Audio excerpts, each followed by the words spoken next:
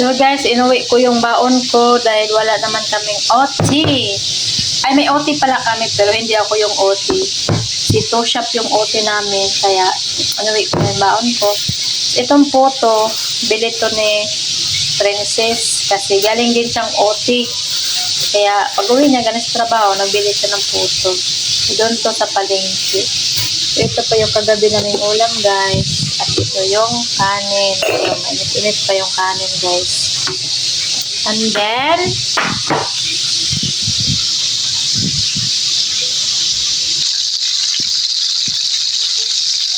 nagprito ako ng isda na tilapia. Itong buntot, baon ko ni Princess.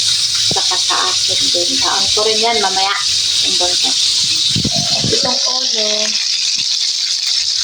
ano to, ulam ko ngayon. Ang hugasin, dyan lang muna yan. So guys, ito na lang natira. Ito na lang yung bigas na tira namin, guys. Kaya hindi nakabili si Johnny Boy ng bigas. Hindi siya nakabili. At ang aming ito na lang din natira. Tissue.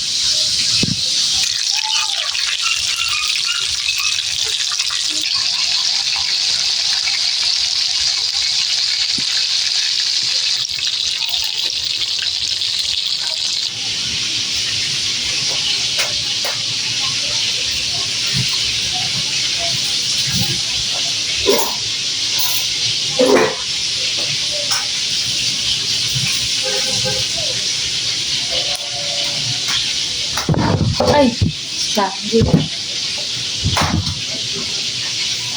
So, mga amba, guys. Tilapia na prito. Tapos, ayan to kung ano to.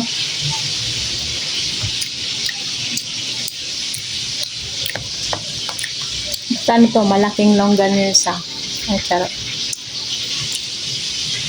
Ito longganisa, guys.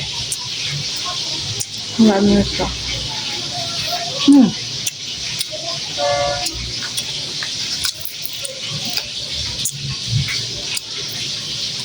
Kapag suka.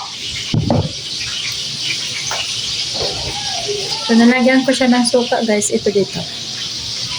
Sa suka. Ayan, suka. Sarap na siya kasi may suka.